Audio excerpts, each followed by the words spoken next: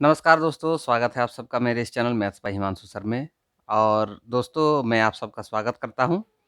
मैं हिमांशु दास आप सबका स्वागत करता हूं मेरे इस चैनल में। दोस्तों आज का टॉपिक है हम लोगों का लाभ तथा हानि। लाभ और हानि से जुड़े हुए आज टाइप वाइज जो है मैं आप लोगों को प्रश्नों का हल करके दिखाऊंगा। आज टाइप हम लोग स्टार्ट करेंगे टाइप 1 से। टाइप 1 में किस प्रकार के प्रश्न होते हैं और उसको हल किस प्रकार से किया जाता है, तो आप लोग ध्यानपूर्वक देखें और सीखने का प्रयत्न करें कैसे करके इन प्रश्नों को हल किया जाता है।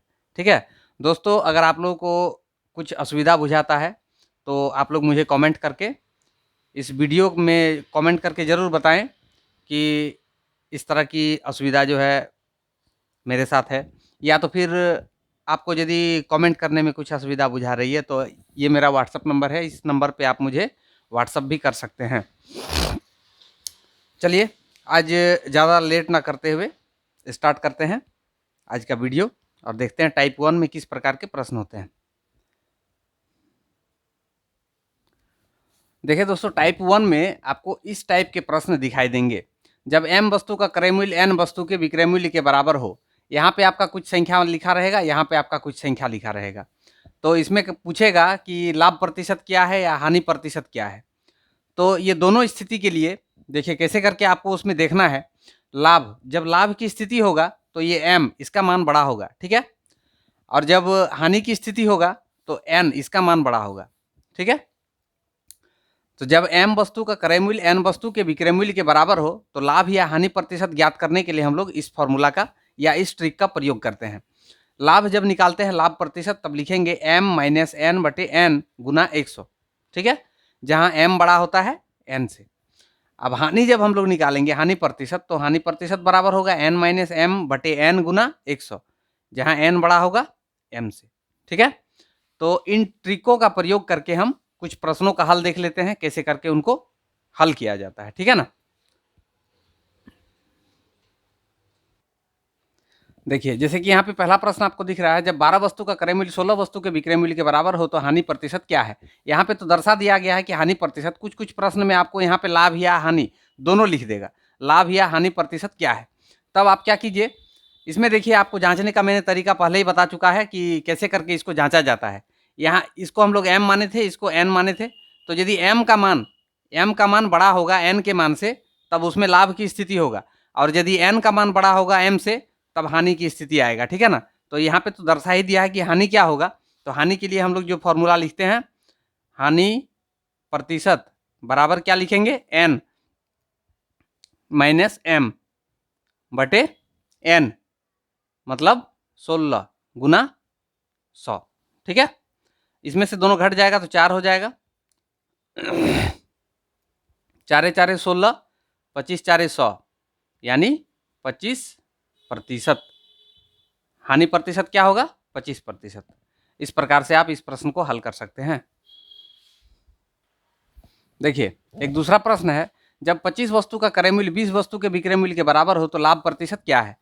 इसमें हम लोग कैसे निकालेंगे, लिखेंगे यहाँ पे लाभ प्रतिशत बराबर 25 माइनस 20, 25 माइनस 20 बटे 20 गुना 100। यहाँ पे जो विक्रय मूल्य वाला जो दिया हुआ मान है, विक्रय मूल्य वाला मान ही नीचे में लिखा जाता है, ठीक है ना। ये दोनों घट जाएगा तो 5 बटे 20 गुना 100, 20 पंचे 100, 5 पाँचे 5 गुना 5 25% लाभ होता है। इस प्रकार से आप इस प्रश्न को हल कर सकते हैं।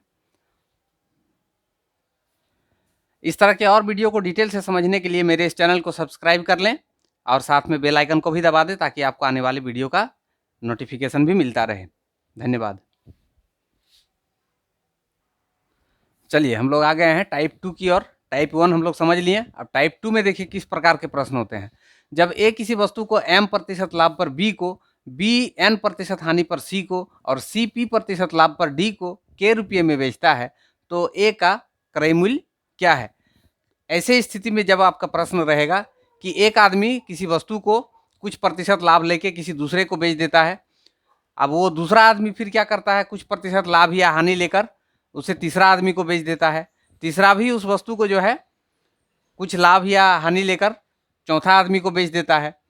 तो चौथा आदमी को जितना रुपया में प्राप्त हुआ उतना अगर राशि दिया हुआ है तो इसमें पूछता है क्या है कि ए उस वस्तु को कितना रुपया में खरीदा था, मतलब पहला व्यक्ति उस वस्तु को कितना रुपया में क्रय किया था।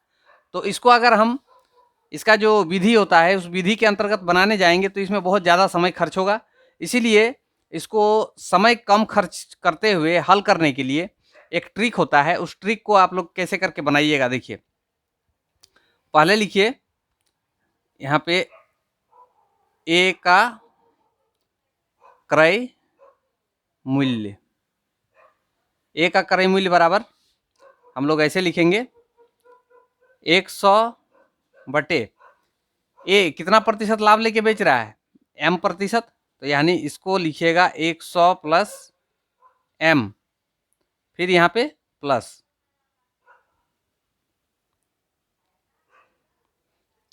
नहीं, यहाँ पे गुना लिखाएगा, फिर 100 बटे अब बी कितना प्रतिशत लाभ या हानि लेके बेच रहा है, एन प्रतिशत हानि पर, तो यहाँ पे आप इसको कीजिए 100 माइनस एन।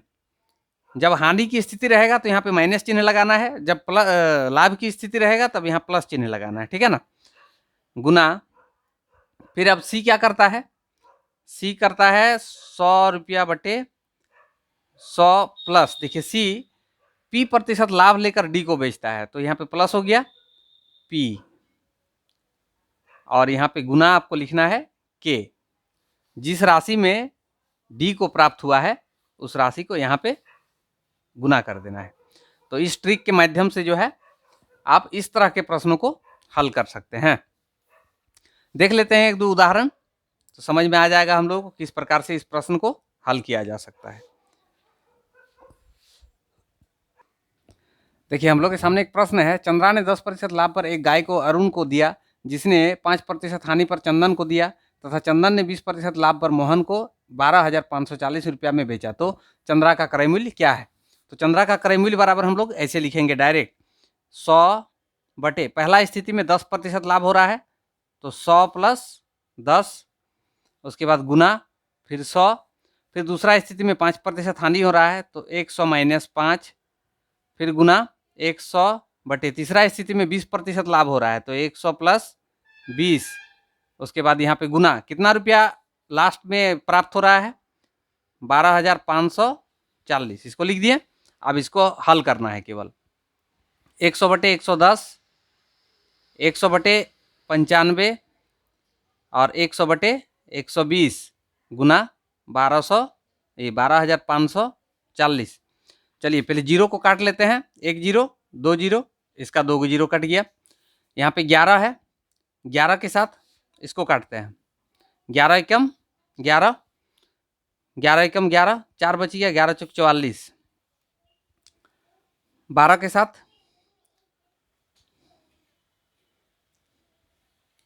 अच्छा 19 के साथ, ये 12 को रहने देते हैं, 19 पंचे 95, 19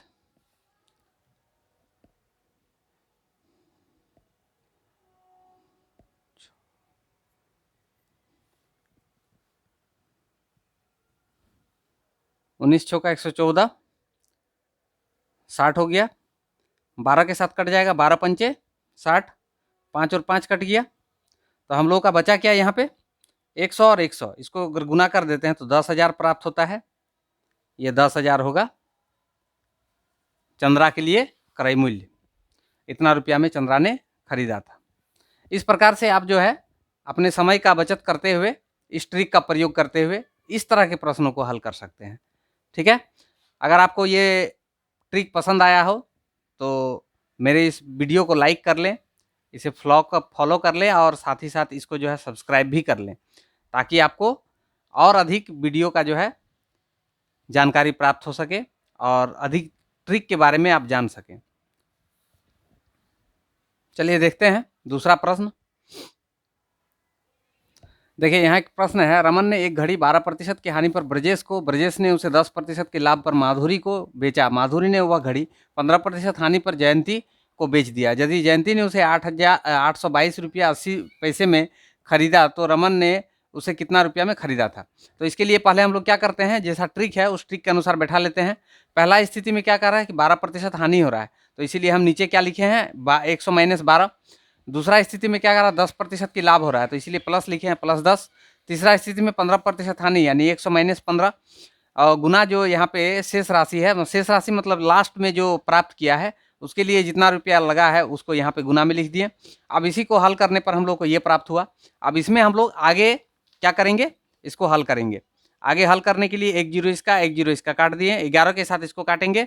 11 7 77, 5 बच गया तो 52, 11 चौक 44, 44 में 8 बच गया तो 88, 11 8 88, ठीक है 1 0 इतना हो गया। अब हमको करना क्या है, इसका पॉइंट हटाते हैं। इसका पॉइंट हटा देंगे तो यहाँ पे लग जाएगा 2 गो 0, ठीक है। चलिए 2 गो 0 इसका, 2 गो 0 इसका कैंसिल। अब यहाँ से 88, 88 के साथ इसको हम काट सकते हैं। 8, हाँ 11 8 88। देखिए इसको 8 से काटेंगे तो 8 9 8 72, 28 नहीं,